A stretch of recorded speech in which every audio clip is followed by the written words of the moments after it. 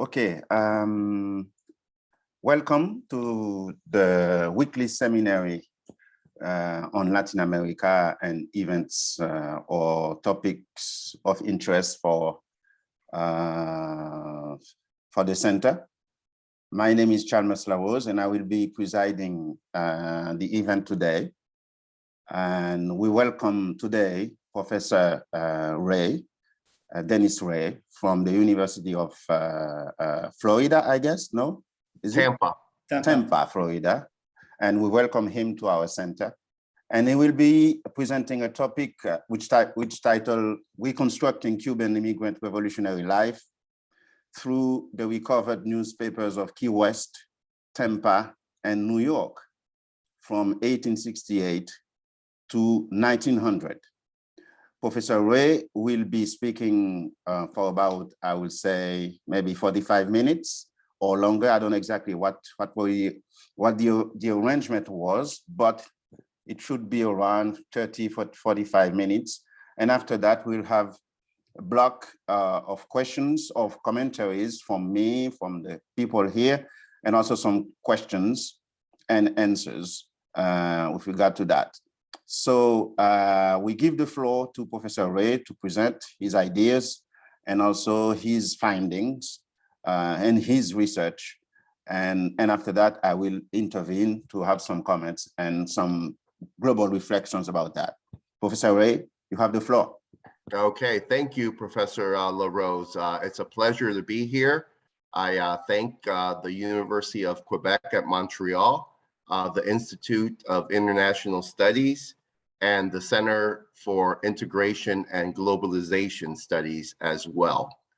What I'm going to present today is research that's in progress, and with the goal of hopefully finding future collaboration. And I'll explain that here in a second. I'll start with some background information.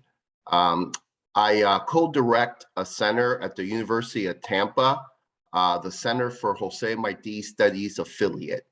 And this center is an affiliate of the Center of Jose Marti Studies in Havana, Cuba.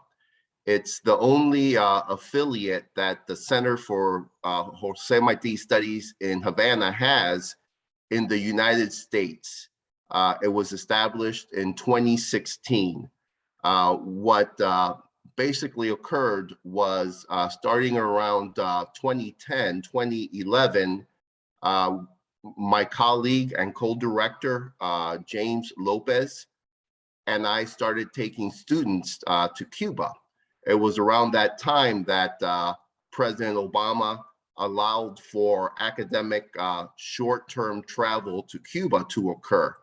So as soon as the US government allowed for those type of interactions to happen, we were probably one of the first universities to take undergraduate students on these short-term academic travel type of courses to Cuba. Through that effort and working with the Center for Jose Marti Studies affiliate in Havana, we formed a relationship with them.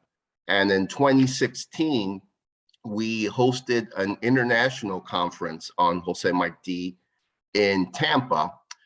And at that time, formalized the relationship with the Center for Jose Marti Studies in Havana. From that point forward, we were fortunate enough to host a National Endowment for the Humanities Summer Institute for college and university teachers. We did this in 2019. And basically, we received a sizable grant to invite 32 academic faculty from institutions throughout the United States to Tampa for a month. And we also arranged for about 12 to 15 professors to lecture during this month that these academics visited Florida and our institute. And it was really during this time that this project materialized. So the Summer Institute was titled Jose Marti and the Immigrant Communities of Florida in Cuban Independence in the Dawn of the American Century. And these participants that came from around the United States really had two goals. Some of them wanted to incorporate this history into their curriculum so that they can teach part of this to their students, and others wanted to focus more on research. And I was in charge, overseeing the group that wanted to focus on research. So I helped develop individual research programs with these participants, and the topic of newspapers continued to come up. So really, it was the participants themselves that were interested in research that kind of on their own conjugated around the idea of these newspapers that were published by these immigrant communities back, during this time. And from there, we developed a research agenda, and we have put in for another National Endowment for the Humanities grant. This time it was a NEH Collaborative Research Grant, and we wrote a proposal and it's submitted, and there's roughly around 16 of us collaborators who are hoping to fan out around the country and Europe and Cuba to continue to search for these old newspapers. Many of them were taken back to Spain and can now be found in the various archives. Many of them were also taken to Cuba in the Cuban National Archives. So our goal is to go out and find these newspapers and to use them as research instruments in an edited volume entitled Printing Cuba. And this volume is going to basically touch upon the life of these Cuban immigrants as described in these newspapers, so that we get a better understanding of what revolutionary Cuban immigrant life in the latter half of the 19th century looked like in Florida and beyond, really. And it's the beyond that really is the focus of what I'm presenting today. A little history to give context to our project, I think would be beneficial. So these Cuban immigrant communities really started to form after the 10-year war in Cuba. The 10-year war occurred between 1868 and 1878, and it began in the eastern part of Cuba when Carlos Manuel de Céspedes, a landed elite that was a slave holder, freed his slaves and basically encouraged them to join in an effort towards Cuban independence. So they fought the Spanish to end colonialism on the island and establish nationhood. That effort eventually failed, and then in 1878 they came to an agreement with the Spanish government, and that's referred to as the Pacto de San Juan. And in this agreement, the Spanish government was agreeable to allow more autonomous rule in Cuba, not necessarily independence, but more autonomy for the Cubans. That never happened, and not all who were involved in the rebellion were in favor of stopping the effort for independence. So the Little War ensued from 1878, 79 to 1880 or so. That was pretty much a continuation of the 10-year war. It was a failure. Independence wasn't achieved, autonomy was never granted, and many that were involved, and this was a peasant rebellion. It was a bottom-up rebellion, and many of those had to flee Cuba and eventually found their way to Key West, to Ybor City in Tampa, which was established later on, and to New York. But they also found their ways to other places in the Caribbean, in Latin America, Mexico, and along the Florida Gulf, places like New Orleans, for instance.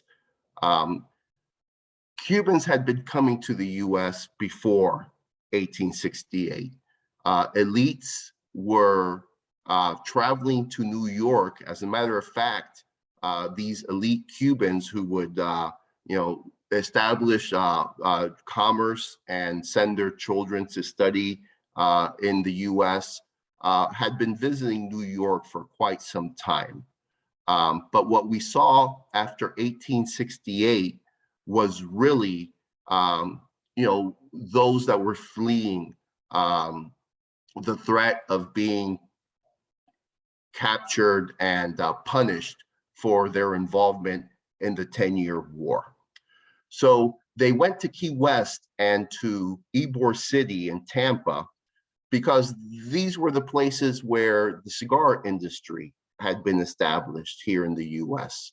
The US government had placed some hefty tariffs on the importation of cigars, of the finished product, but not on tobacco. So what ensued was that many of the cigar factory owners began to move production from Cuba to Key West and Ybor City eventually. So at this time, Key West was the largest city in Florida, and it was thriving with the cigar industry at the time, and really became a vibrant Cuban community. And in this community, and in Ybor City as well, I would add, these workers formed mutual aid societies. They formed organizations to provide social services to one another. For instance, you can join the Cuban Club, and through the Cuban Club receive medical care, receive social services. Many of the factory owners in Ybor City also provided housing and financing for these cigar workers to buy their homes. So in essence, they created quite a community in these places here in Florida. In 1891, in November of 1891, they invite Jose Marti to come talk in Ybor City. And these were the cigar factories workers who had heard of this man. He was a great orator, and Jose Marti was a revolutionary from a very young age. He was expelled from Cuba at the age of 16 and exiled in Spain. In Spain, he studies and receives a law degree, eventually lives in France for a while, travels to Mexico, lives in Guatemala, and eventually lands in New York. So he spent most of his life in exile and a good amount of that time in New York. In New York, he quickly established himself as a great orator. He was also a journalist, a poet, an author, and left a large body of work behind him as well. So the Cuban cigar workers in Ybor City hear about him, and they invite him to Ybor City to give a lecture.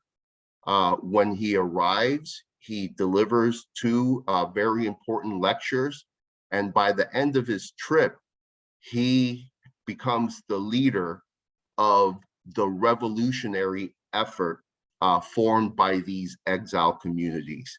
They formed the Cuban Revolutionary Party in Ybor City, and clubs, revolutionary clubs that are used for fundraising towards another effort towards independence. The cigar workers in Ybor City promise that they'll donate a one-day's salary towards this effort. So Jose Marti forms the Revolutionary Party in Ybor City and eventually visits Tampa more than 20 times between November 1891 and 1895, the year of his death. In Tampa, Jose Marti really saw a vision of a future Cuba. He saw an integrated society where women and men worked side by side, where whites and blacks worked side by side. And this was a place that wasn't fully integrated. For instance, the Círculo Cubano, the Cuban Club in Ybor City, was segregated, but the blacks were able to form their own círculo, the Sociedad Martí Maceo, and that one was fully integrated. Whites were able to join that club as well. So here in Jim Crow era South, we see this little island of racial integration. We also had at that time many Spaniards that were also working in these factories in Key West and in Ybor City, Tampa as well as Italians in Ybor City that came from Sicily. So not only were these places integrated amongst Cubans racially and according to gender, but they were very integrated among Spaniards, Italians, and Cubans. Each one had their own clubs, their own mutual aid societies. They visited each other's events and participated with one another. So these were truly integrated by all means of the word. And Jose Marti was impressed by this. Jose Marti envisioned a Cuba, a future Cuba. At this time, of course, Cuba didn't exist, it was a colony. But he envisioned a democratic Cuba that was socially integrated as well. Many of the participants of the 10-year war were peasants or former slaves all Cubans wanted independence from Spain, but not all of them wanted the same future for Cuba. Elites basically wanted independence, but they wanted to keep the same social structure in Cuba, whereas peasants and former slaves not only wanted independence, but they wanted a society where upward mobility was available to them, where opportunities were available. They wanted a society where where equality existed for all, and that's pretty much what Jose Marti's vision was as well. So, so far I've spoken of Key West, of Ybor City and Tampa, and New York continued to be a hotbed as well. And I think it's important to mention that in Key West and in Tampa, these revolutionaries wanted independence, nothing short of independence. Whereas in New York, you had more diversity in this regard. In New York, you had those that wanted autonomy, not necessarily independence, and advocated for that. You had those that wanted statehood as well. They wanted Cuba to become a US state. So you had those that advocated for statehood as well. And of course, you also had those like Jose Marti that advocated for full independence from Spain and nationhood. Jose Marti eventually starts his own newspaper towards this revolutionary effort in New York, Patria. And he publishes Patria from New York, and it has a wide circulation. It reaches Florida, it reaches the Gulf world, and even into Latin America and the Caribbean. And that's important because the Cuban diaspora reached beyond Florida and New York. There were Cuban communities in New Orleans. There were Cuban communities in Veracruz, Mexico, in Mérida, in Mexico City. There were Cuban communities in Honduras. There were Cuban communities in San Jose, in Kingston, Jamaica, in Venezuela, in Colombia, in the Dominican Republic. These Cuban communities, the diaspora was really regional, and arguably even beyond that, because there were some in France and other places in Europe as well. Each of these communities published their own emigre newspapers, and that is really the focus of our research, these newspapers. These newspapers basically today are a window of what revolutionary Cuban immigrant life was like in these places. And they were used as a medium of communication and organization towards Cuban independence as well. So in these newspapers, you can see a dialogue between the different communities. You can see how Jose Marti, through Patria, communicated with these communities who continued to fundraise between 1891 and 1895, when the Cuban War of Independence begins.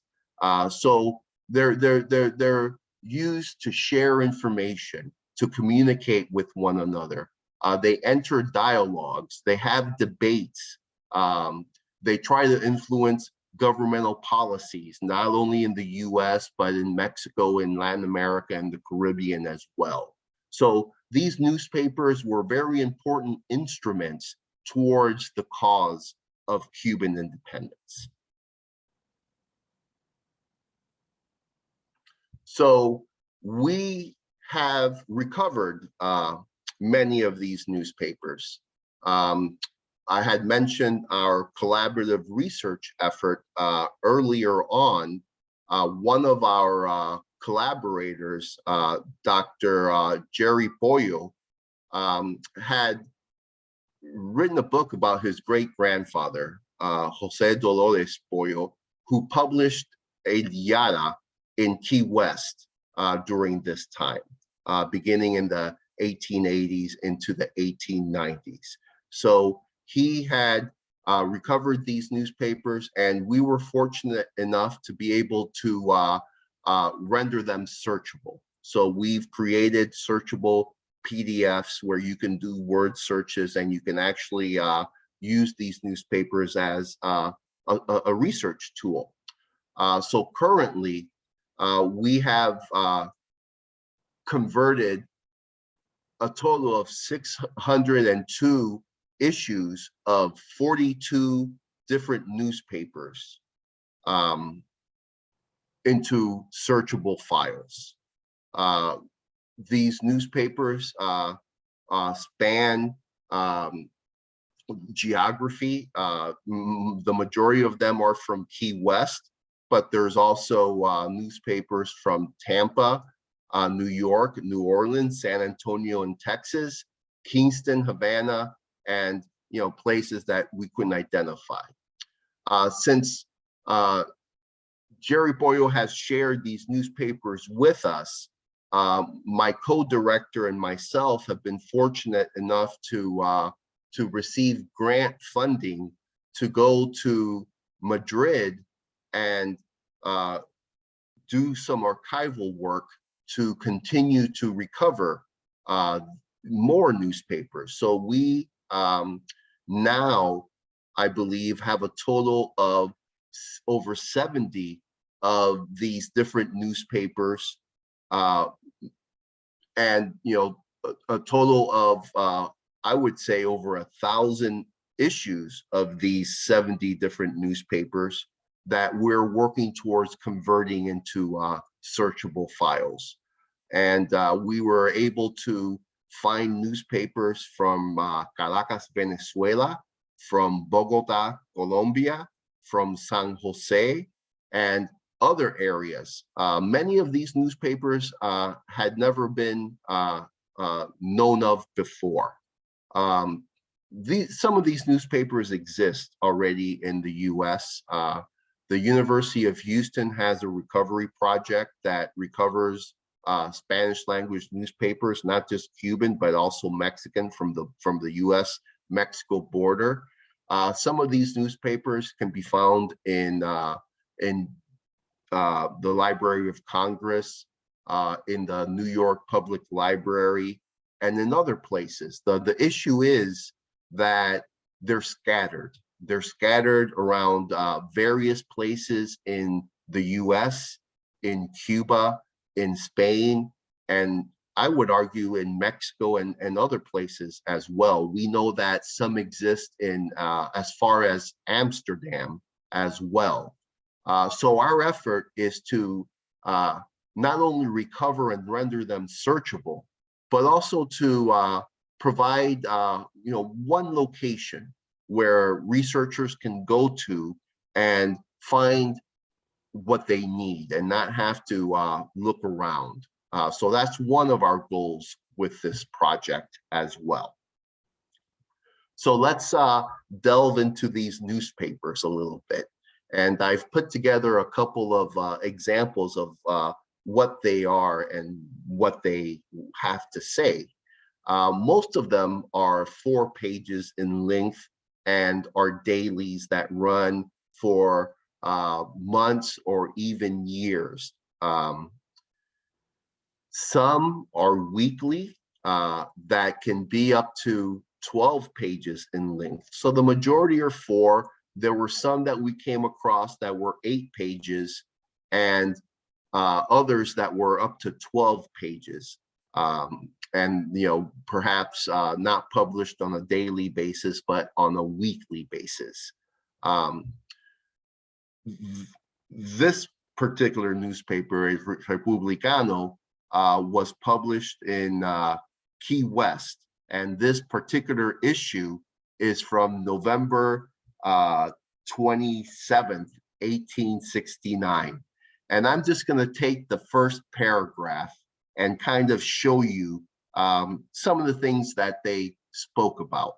And what these newspapers kind of were, you know, they would reprint stories that were published in Latin American newspapers or in other Cuban immigrant newspapers, or translate stories that were published in US American newspapers and share that information back and forth. The reason that many of these newspapers can be found today in the archives of Spain, the numerous archives of Spain, is that the Spanish government was constantly spying on these immigrant communities because, of course, they were revolutionary. They were viewed as a threat to the Spanish hold on their colony in Cuba. They would hire Pinkertons to follow these Cuban revolutionaries. Jose Marti, for instance, was constantly followed by Spanish spies or by Pinkertons everywhere he went. There was a cat and mouse game going on during this time, and these newspapers were sent back to Spain as illustrations of what the exiles were up to. And to our benefit, they've been preserved for the most part. And again, many of them were also sent back to Cuba after independence and can be found in the Cuban archives as well. So this particular newspaper, that first paragraph reads,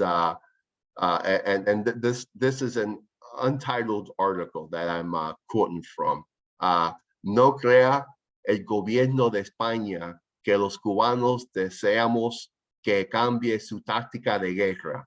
No, con ella perdieron a los españoles a México, a Venezuela, a Nueva Granada, a Perú, a Buenos Aires, a Paraguay, a Costa Rica, a Nicaragua, a San Salvador, a Santo Domingo, a Uruguay, a Bolivia, a Chile, a toda América continental, en fin. Y con ella perderán también a Cuba y a Puerto Rico, resto del mundo que todavía está debiendo a Colón. So I provide the English translation, and this is kind of telling. This particular article targets the Spanish government, and it's basically a diatribe against their colonial rule, and threatens that they're going to lose Cuba the same way that they lost these other possessions earlier in the century. So you can see some of the issues that they're concerned with. And this particular, I think, edition was published, if I'm correct, in 1869, which was towards the end of the 10-year war and during the period of the Little War, of the continuation of some that kept on fighting after the truce was arranged. During that 10-year war, many of these governments that are listed here were in full support of Cuban independence. They supported the rebellion and the effort towards independence, something that didn't really occur in 1895, when the next attempt at independence is made. During the War of Independence in 1895, what came to be known as the Cuba question was a big issue. And the Cuba question was whether these Latin American countries, including Mexico, which at this time was ruled by Porfirio Diaz, a very conservative administration, whether they wanted to alienate Spain because many of the economic investors in these countries were Spanish, and they wanted to develop their country. They wanted to industrialize, and they relied on investments from Spanish investors. That was one main issue of why they really didn't support this effort towards Cuban independence in 1895. And of course, the next, the other issue of importance was the fact that, Spain, even though it was weakened, even though it only had 2 possessions in the hemisphere, still served as a counterweight to US power. US was growing economically, politically, and was becoming a very powerful country. And many of these nations feared that, if Spain were defeated, that the US was left free to dominate the region. So they looked at the geopolitical aspect of supporting the Cuban rebels. And one important aspect of support from Mexico, from the US, and from other Latin American and Caribbean countries was that many expeditions, what was referred to as filibustering expeditions, would leave mostly the US, but also Mexico and the Caribbean with arms and supplies to those fighting in Cuba.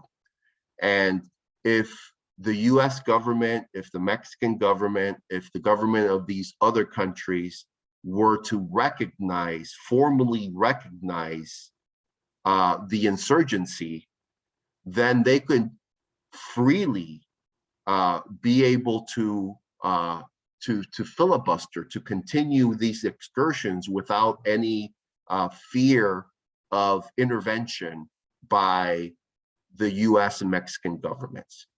But they were reluctant to do so. So, when sending arms to Cuba, these vessels, these ships, would have to navigate in a manner that avoided capturing from the US military, the Mexican military, the military of Caribbean countries, as well as the Spanish. So they had to avert capture from all these different governments who had treaties with Spain to stop these filibustering expeditions to rearm and resupply the rebels fighting in Cuba for independence.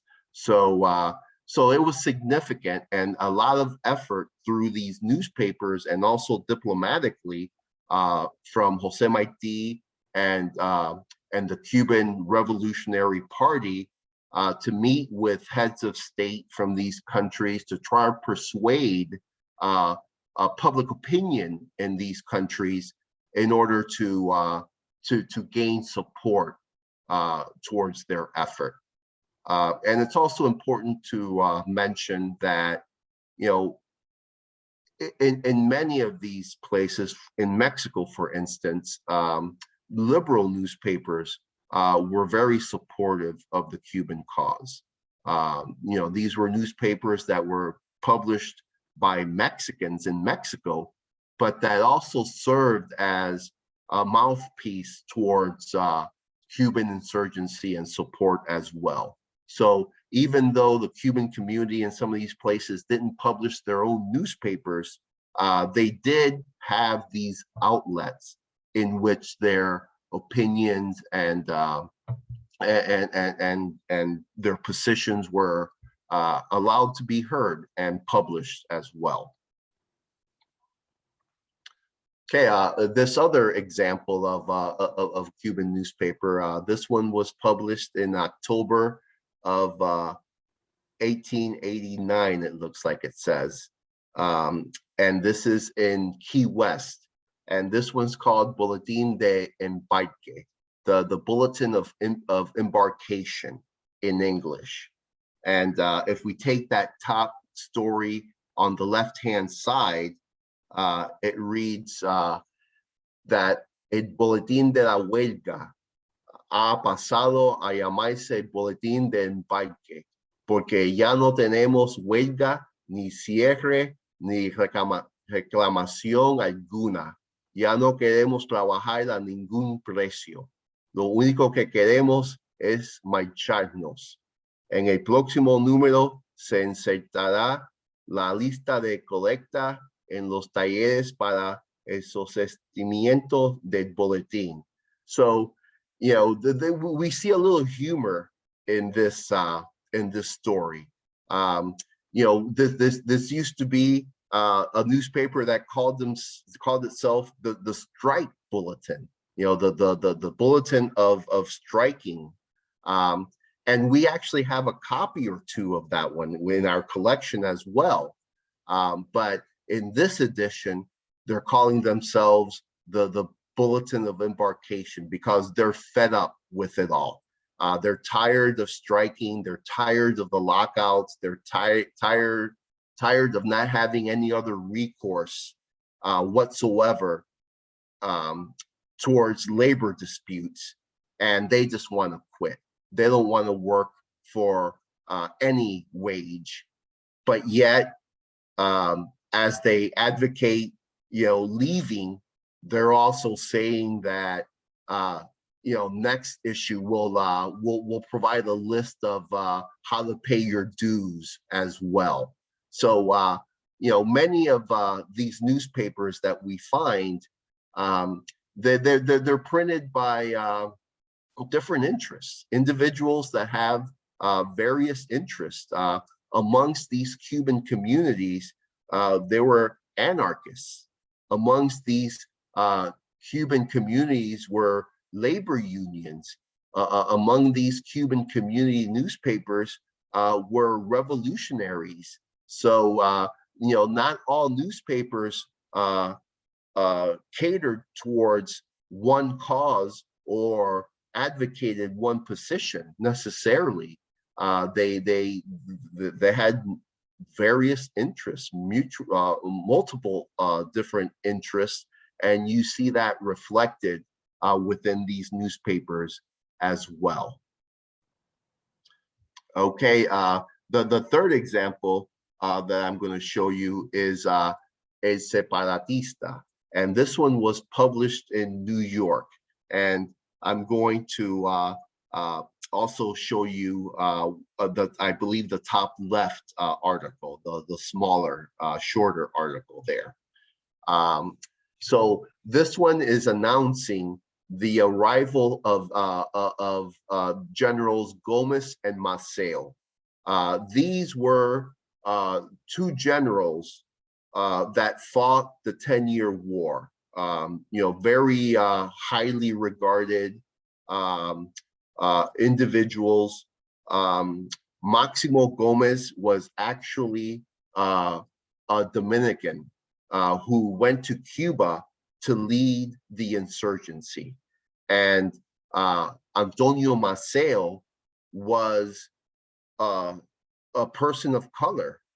He was Black, which was very significant. You know, here we're talking about 1860s, and you have a general, someone leading soldiers on a battlefield that was a person of color. There were, interestingly, there were accounts from US soldiers who entered the war, the Spanish-American War in 1898, who who were either horrified or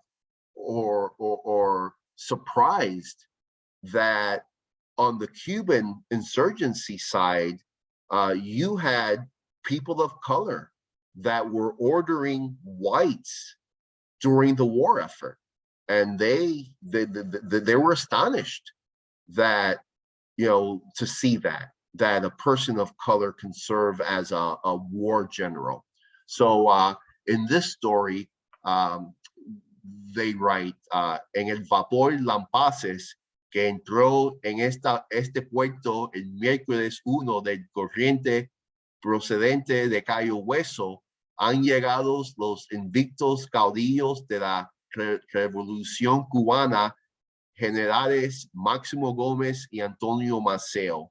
Damos las más cordial bienvenida a estos héroes ilustres, cuya energía y decisión tantos días de gloria han dado a la patria. So they're announcing their arrival, and they're also honoring them as illustrious heroes at the same time. And there's no doubt that they're there to meet with Jose Marti and the Cuban Revolutionary Party to plan the military strategy that they're going to use in the next effort. These same individuals, these two generals that served in the 10-year war, are also the ones who are going to lead the effort in 1895. And they don't necessarily agree with Jose Marti's vision of a future Cuba. What Maceo, for instance, envisions is a military dictatorship governing Cuba. And he clashes with Jose Marti's idea or ideal of a democratic type of governance and society emerging on the island after independence. So here's where the research aspect, I think, comes into play. So I've described what these newspapers are, what these exile communities are, and they're really transnational in nature. They exist not only in New York, not only in Florida, but in other places in the United States, in the Caribbean, what's come to be known as the Gulf and Atlantic worlds as well. So here, I quote from Nye and Cohen's 1971 article, which really introduces this idea of transnationalism. And they write, in the most general sense, one can speak of global interactions as movements of information, money, physical objects, people, or other tangible or intangible items across state boundaries. We can distinguish four major types of global interactions. One, communication, the movement of information, including the transmission of beliefs, ideas, and doctrines.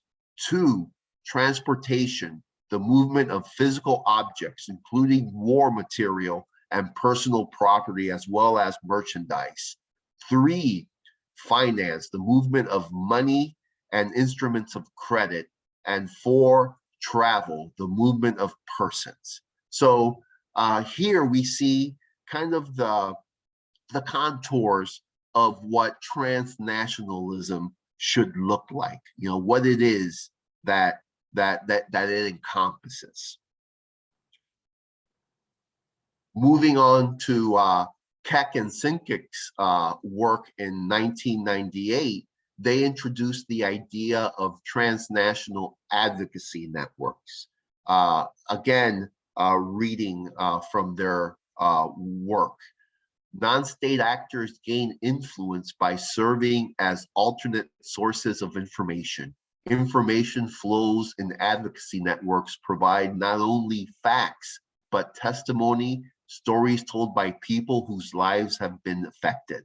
Moreover, activists interpret facts and testimony, usually framing issues simply in terms of right and wrong, because their purpose is to persuade people and stimulate them to act. The third quote that I'm going to read, this is from a book from Dalia Antonia Muller, written in 2017, that introduces what she calls the Gulf world. And the Gulf world is basically the areas between the Florida Straits and the Yucatan in the Gulf of Mexico. And this is the area where Cubans migrate to after the 10-year war,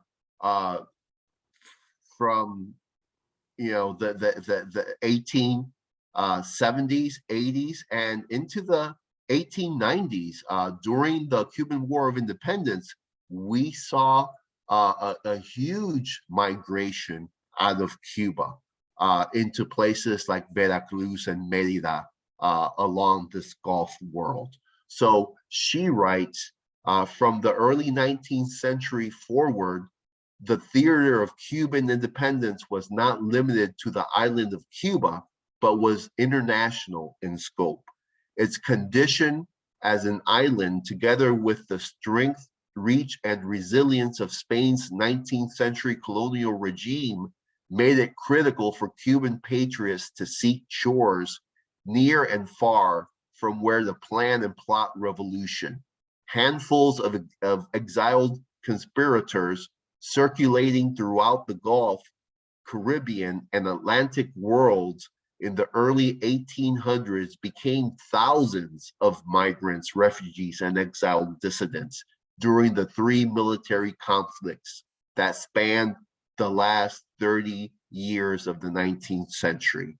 The 10 Years' War between 1868 and 1878, the Little War, 1879-1870, and the War of Cuban Independence, 1895 and 1898.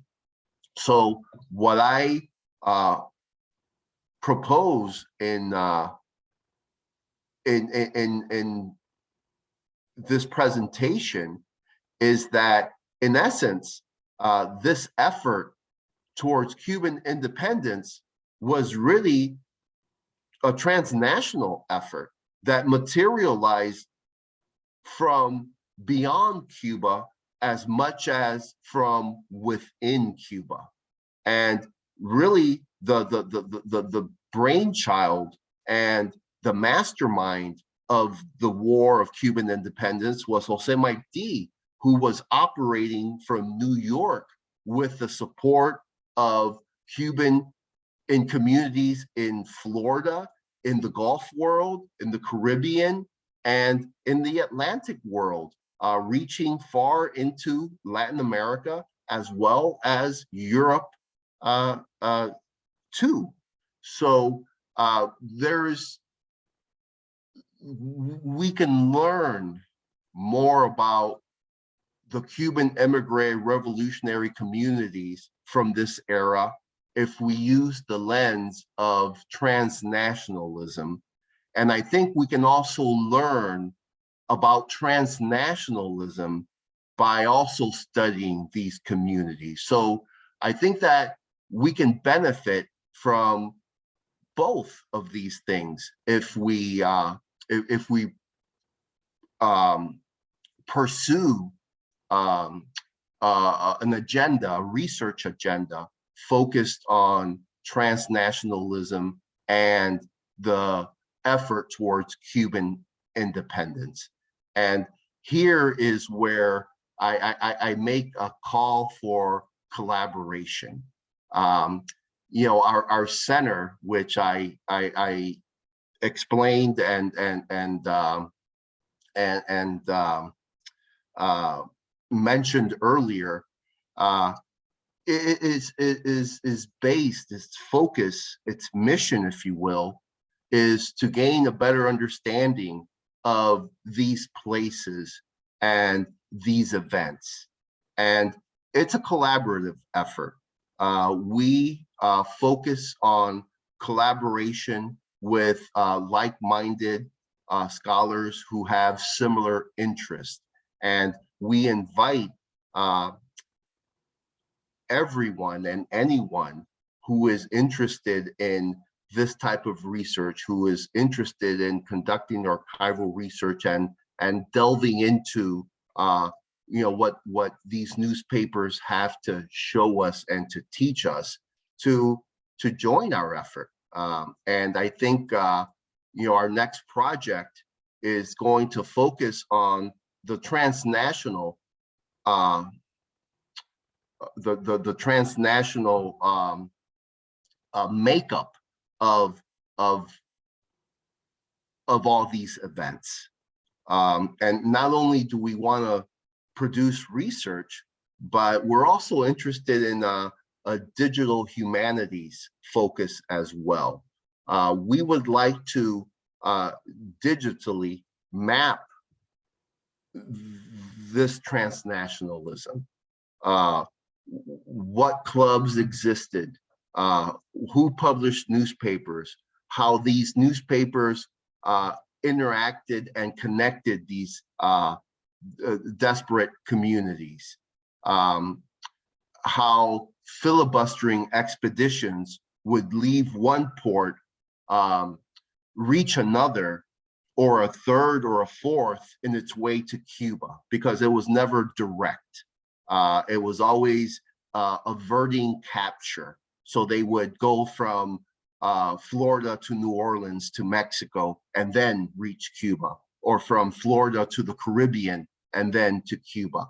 So we would like to map this integration, this transnationalism as well, using digital humanities tools. So in essence, what I propose here is more of an invitation to join our research than really any type of findings. We're in the process of collecting these newspapers, of rendering them searchable, and then we can delve into the context of what they were saying, what they were writing, how they were used towards these efforts. And with that, I conclude my lecture, and I thank everybody for listening. Well, thank you very much, Professor Ray, and thank you to everyone who has been listening. And as the moderator, I would like to seize the opportunity to make some comments and leave the floor after that to the participants who would like to ask some questions and everything. It was a very interesting presentation, and what is more interesting in it is also a research project, so I understand that you don't have any definitive conclusions about the research, neither any findings to offer. It's an intention, and it's also very relevant to address this kind of transnational linkages that you point out in your research. And it will definitely be helpful for the transnationalism field, which I am part of because I've done my PhD on transnationalism. Maybe you didn't know, but because I welcome Professor De Block, who is with us also, and who is also a student of the field of transnationalism, especially in the economic side. But I have two questions for you, and or two observations, I would say, but which can also turn to be your questions, right?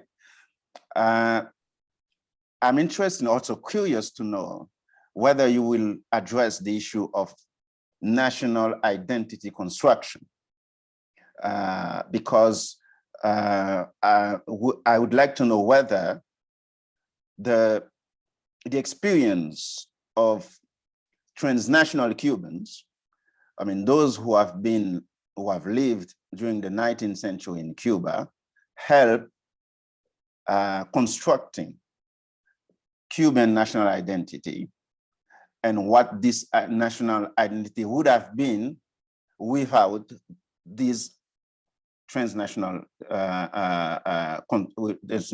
input, I would say.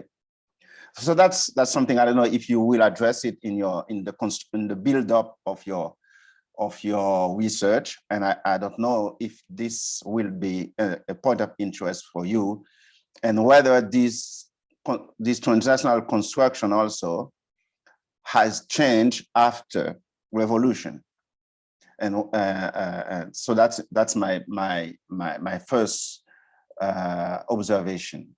The second one has to do with the transnational linkages between the Cubans in Cuba and Cubans in the United States, and how those interactions, those linkages, and in what sector, in what domains those linkages, because you identify COAN here, you identify transport, communication, and economics, and whatever it is.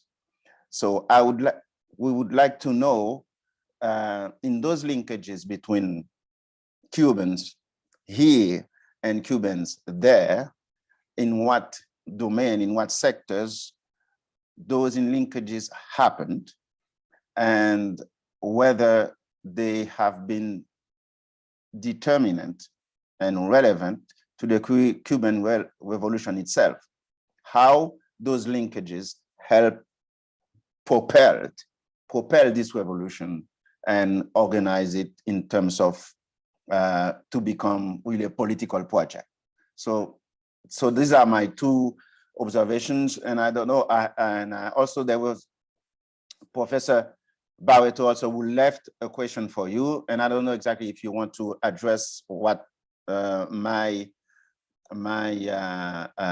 concerns first, or would you like to go with other questions after that, or at the same time? I don't know. Yeah. Thank you, Professor LaRose. I think it'd be best if I address them now, because Okay. my memory is not what it used to be, and I probably won't remember too much else. Yes.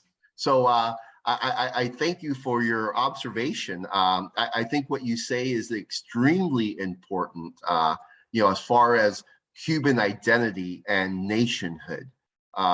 There's been some research in this area that's already been conducted, and it's important to know that the Cuban flag, the current Cuban flag, which was displayed on the poster that was created for this talk. And by the way, my hat is off to whoever created the poster. It was a very visually appealing poster, and I really enjoyed seeing it.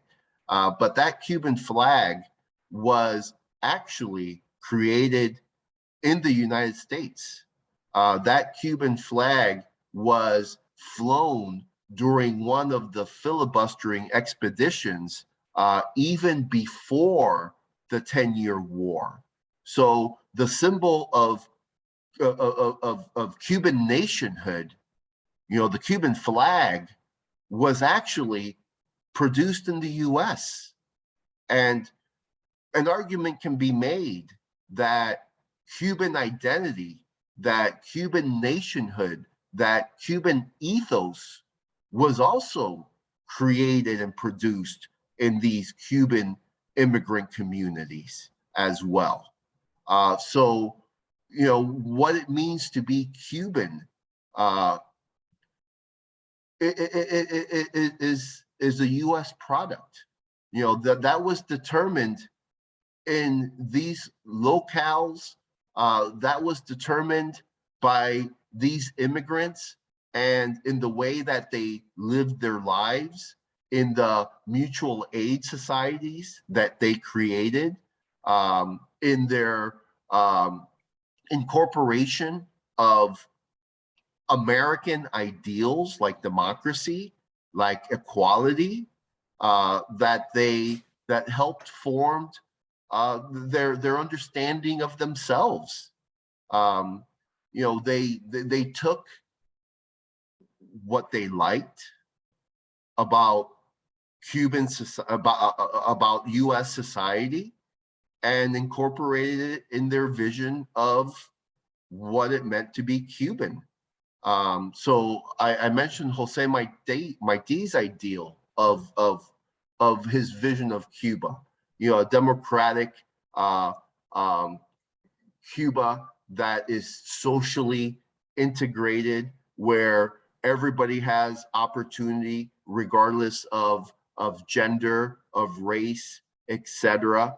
Those are ideals that he learned during his time in exile in New York. And it's important to understand that, he died in May of 1895 during the war. He actually, he had no military experience. He wasn't a soldier, he was an intellectual. But for some reason, he felt like he had to prove himself. So he went and fought and died during this effort of Cuban independence. And his vision of Cuba never materialized. Cuba never became that democratic, egalitarian society that he envisioned. Hence, the Cuban Revolution of 1959. Castro embraced Jose Marti during the 1959 revolution and the regime that he set up.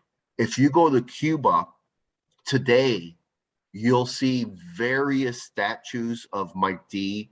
You'll see billboards with Marti and his writings and his sayings. So the Cuban regime today embraces Jose Marti. And interestingly, the Cuban exile community of Miami also embraces Jose Marti. So those ideals were never really fulfilled. It's a continuous struggle to try to achieve that. And everybody embraces Marti in what their idea of a future Cuban society should look like. And arguably, his ideas were formed in this country,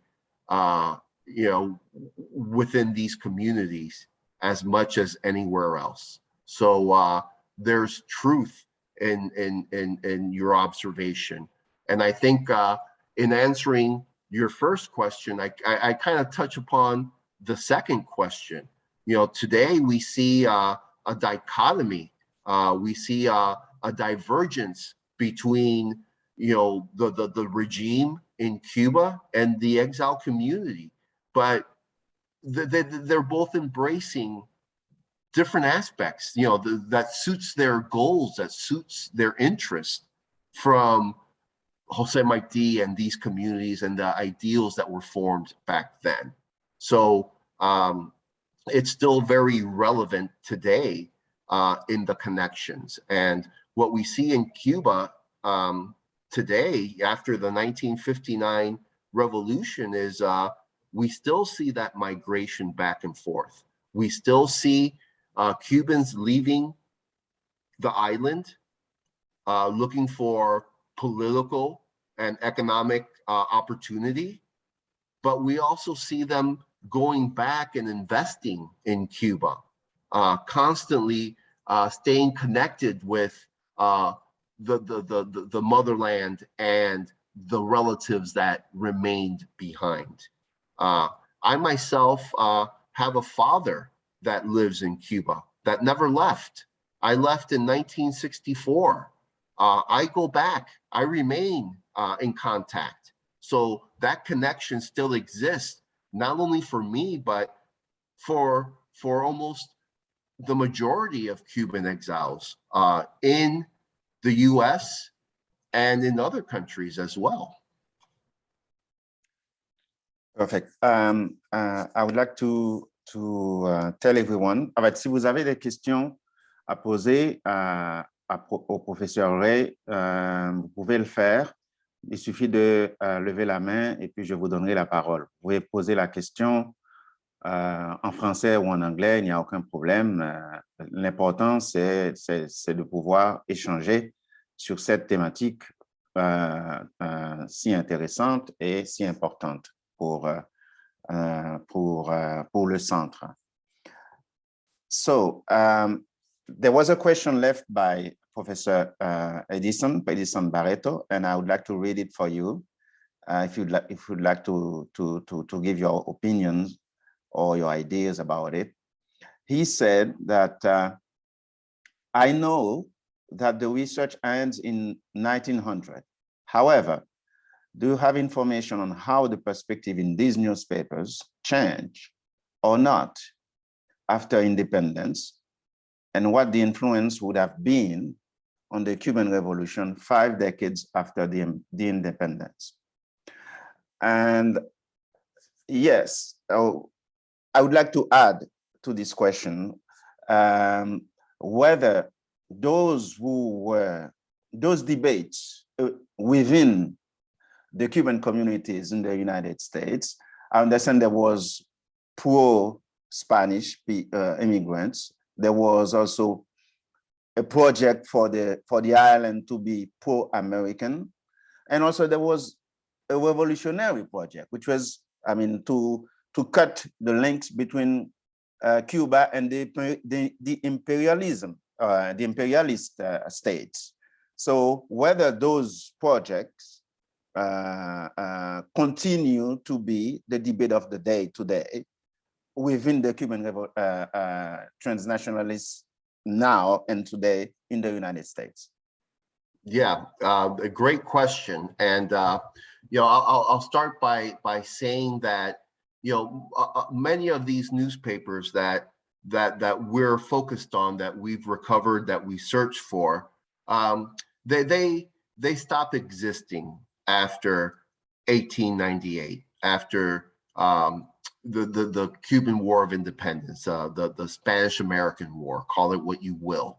As we know, the US intervenes in the war in 1898 because of the sinking of the Maine. You know, the Maine wasn't sunk by the Spanish. It's believed that it was a boiler issue that exploded and sank it. But Cuba remains occupied by the US until 1902.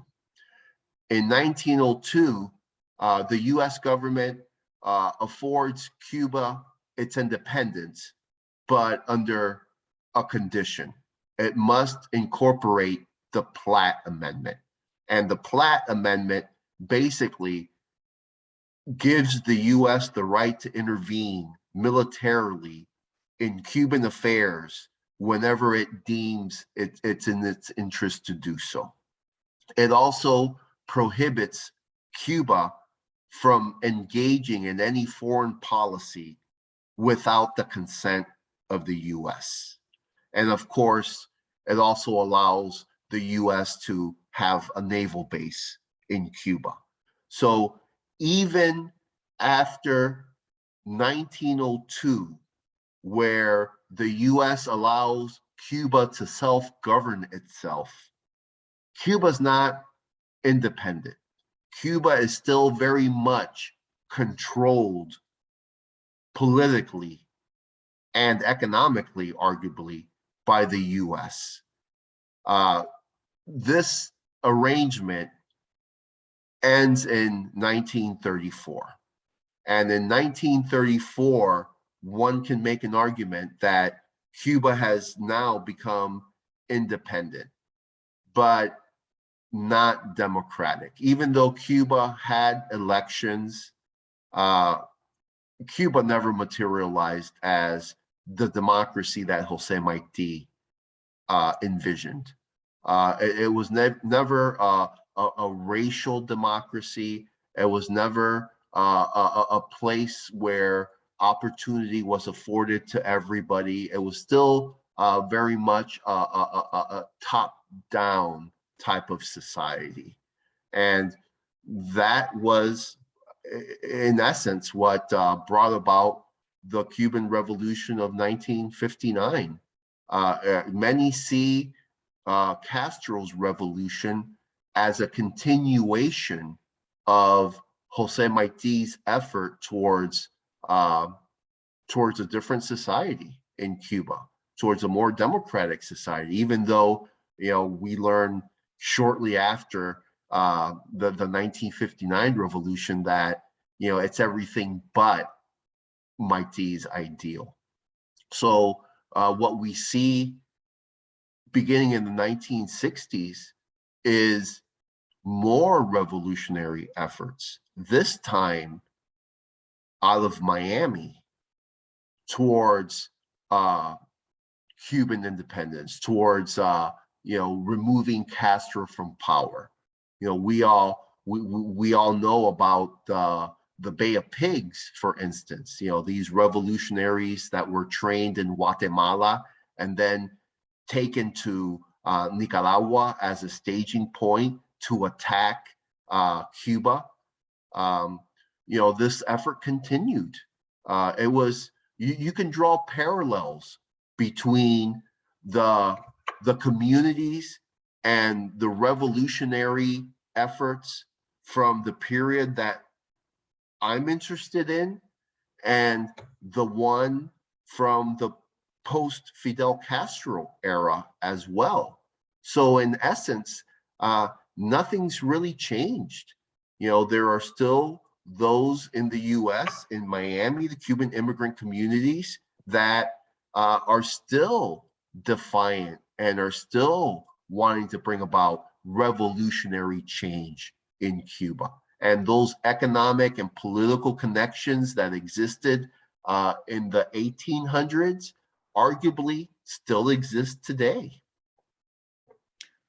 Yes.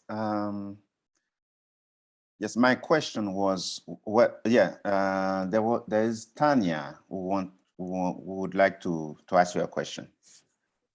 Sorry, it's relevant to this, and I missed the beginning of the presentation. So maybe you said what I'm about to ask, but Jose Marti's revolution then, or revolution ideals, were beyond a Criollo revolution. So what I understand, though, the Cuban Revolution was top down. So it was the Criollo part of the Cuban population that wanted independence from Spain, a little bit like the rest of Latin America. So there was never really a peasant or a bottom-up revolution until Castro came on the map. But Jose Marti ideals would have been a little more bottom-up, from what you're saying. Well, I take issue with your argument that you know the 10-year war wasn't a peasant revolution. It was during, you know, in October 10th of 1868.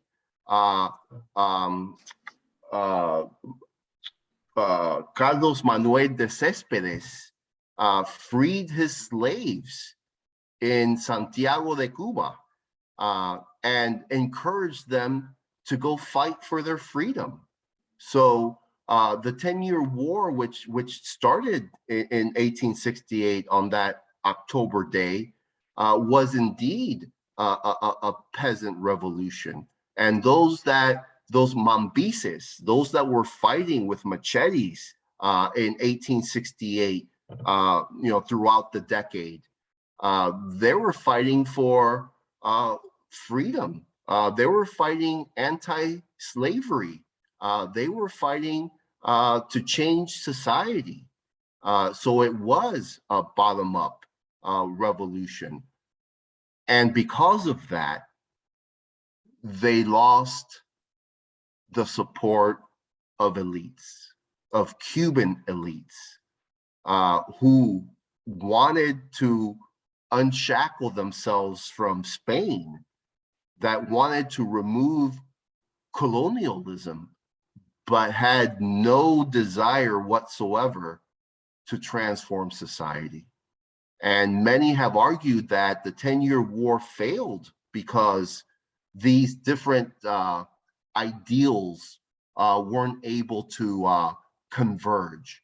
And that's what Jose Marti basically did. He was able to unite all these different ideas, all these different individuals, all these different societies and communities towards that one effort. Between 1870, the end of the Little War, and 1895, the beginning of the War of Cuban Independence, there were various efforts at rebellion in Cuba, but they were all short-lived. And the reason they were short-lived was because there was a lack of unity. There were those that wanted social change, but didn't have the support of those elites that didn't want, who wanted to maintain the same social structure, the way we saw in other Latin American countries. In the 1820s, when most Latin American countries achieved independence, the social structures didn't change. The only thing that changed were that elites were now able to govern themselves without interference from the Spanish crown. So in Cuba, initially, with the effort that began in 1868, the vision was of social change within Cuba. That never materialized. And I think that's what brought on the 1959 revolution. Thank you. I'm really sorry. Like I said, it's because I missed the beginning of the year, so I didn't hear about the 10-year war. So that's really valuable. And how much were they influenced maybe by the Haiti Revolution? Well, very much so. Okay. The Haitian Revolution created shockwaves throughout the Caribbean and the U.S. South. The U.S. government made a tremendous effort to make sure that Haiti failed after the Haitian Revolution. The last thing the U.S. wanted was a country of former slaves governing themselves, succeeding in the region. That was the last thing they want. So they made every effort to prevent the new Haitian Republic from succeeding. And in Cuba, you can actually see Haiti on a clear day from Santiago de Cuba. It's that close. It sent shockwaves to see a slave rebellion so close, and to inspire slaves in Cuba, or in the American South for that matter, to rebel themselves. So the Haitian Revolution was a shock. It was a wake-up call that can happen here as well. Okay. I would like to thank you for mentioning the Haitian Revolution, being a Haitian myself. And I would like also to point out that Jose Marti visited Haiti and the Dominican Republic before embarking on this journey to his revolution. Yeah. Maybe if you want to intervene in the debate, you feel free. I have another question, which is, I know, for example, that your research focuses on 1900. and up to 1900. I mean, the 19th century is really the terrain that you are looking at. But would you, or do you have the intention to make a parallel between the transnationalism of the 19th century Cuba, or the Cubans' transnationalism of the 19th century, and the transnationalism of the Cubans of today? What have you noticed as convergence and divergence? Okay, that's a great question, and I'm sure there are parallels. You know, you still have those disgruntled communities, right? You still had those that fled. You know, back in the 1800s, it was those that fought the 10-year war. They fled because they feared for their lives. In the 1959 revolution, it's the same. You know, the supporters of the Batista regime are the ones that fled. Elites fled Cuba, you know, after 1959, especially after they gained an understanding that what Castro had in mind was a socialist / communist Marxist type of regime in hand. It's important to realize that Fidel Castro was not a communist. He had no Marxist or communist leanings before the 1959 revolution. He had actually attempted rebellion in 1952 or 53, I can't remember exactly when, and he was arrested. He was captured. Him and his brother and a handful of other insurgents tried to spark revolution in Santiago de Cuba. I keep saying Santiago de Cuba. In Cuba, all these revolutionary efforts begin in the East and they work their way towards the West. And in 1952, I think it was, in the Moncada barracks, they try to break in to get the arms and arm themselves and begin a rebellion. And the Castros and their collaborators are caught and they're tried. Fidel Castro gave one of his most famous speeches during his trial. He was a lawyer. He defended himself. The speech is entitled, "History Will Absolve Me." And he was eventually, and in that speech, his vision of Cuba isn't Marxist or socialist. It's almost democratic. It's egalitarian.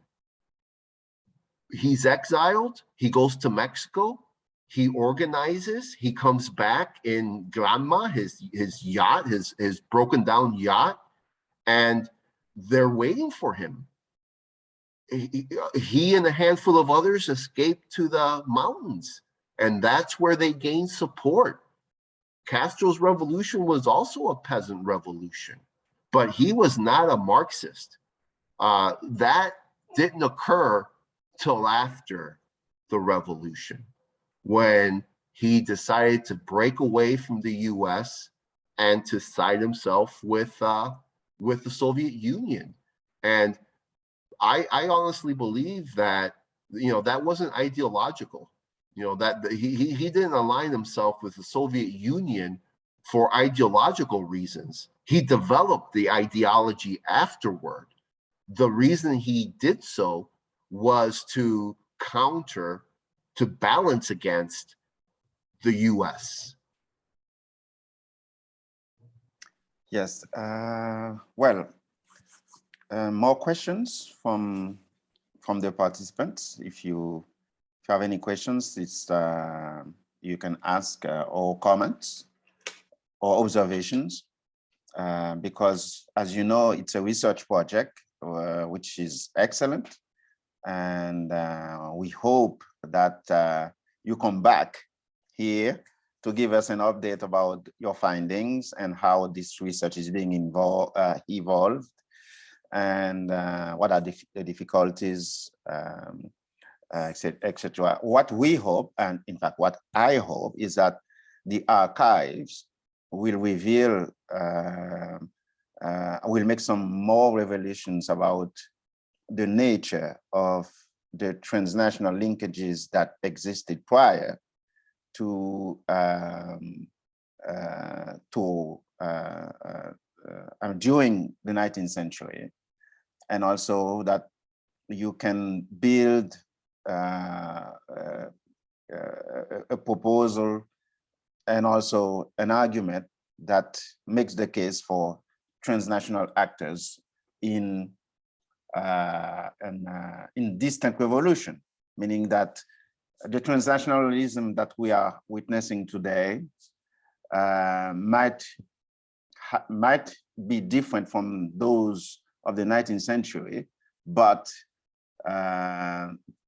the parallels and also the linkages remain the same, meaning that people are striving for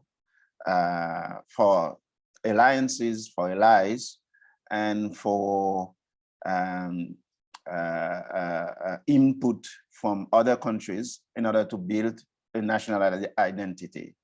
And also the nature also of the Caribbean space, geographical space and social space also, how this informed the Cuban Revolution, meaning that we are talking here about the Haitian Revolution, what happened in the Dominican Republic, and also the whole, because Cuba, strangely enough, was maybe the last one among those countries to achieve statehood, but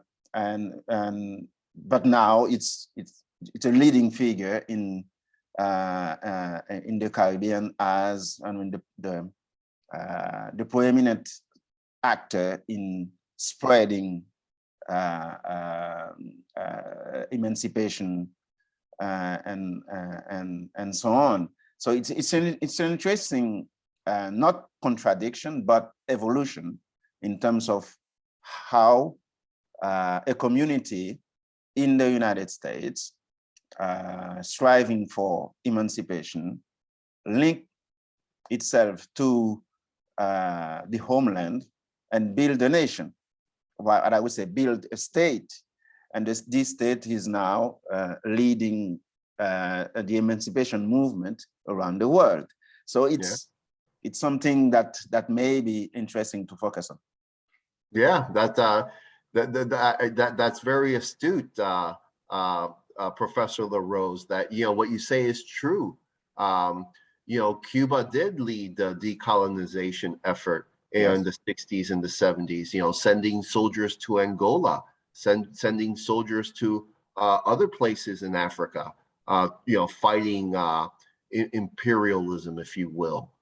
So in a sense, there is this history, this continuation of sorts, and it would be interesting to kind of see how that materializes and see where how it leads to the place and the movement that it did lead to. Cuba was one of the leaders of the non-aligned movement during the Cold War, even though it was it was aligned with the Soviet Union politically. The Soviet Union bought subsidized sugar and basically supported Cuba economically, but politically, Cuba and the Soviet Union were not aligned with one another. The Cuba was not a puppet regime. Cuba had its own foreign policy that at times was conflictual with the Soviet Union's. So what you say is true and very interesting as well. Yes.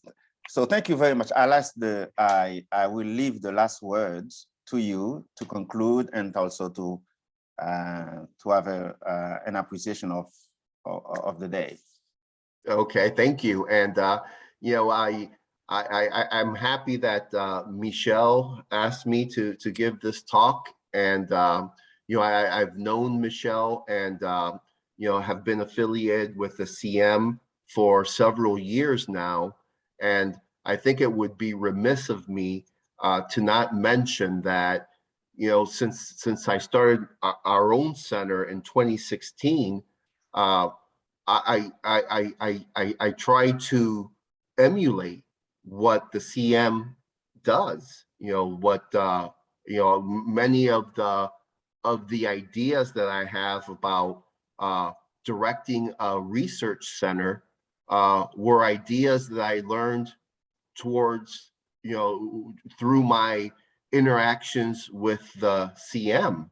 And I'm very grateful for that, for having been given the opportunity to be an associate researcher with the CM and to learn about what it takes to manage and to run an academic research center. So thank you very much, and we certainly hope that this collaboration will continue. And we thank you for your availability, and also we encourage you to go further in this research. And we will welcome you back again to have a broader discussion on the findings.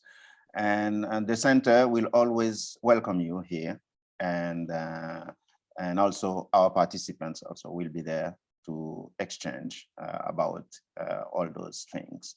So thank you everyone who have participated in this presentation, and we wish you a very good day, very good afternoon, and we certainly hope that this presentation has been helpful, and that the discussion around Cuba and transnationalism will remain with us for the foreseeable future. Thank you very much, and have a great weekend, everyone. Thank you.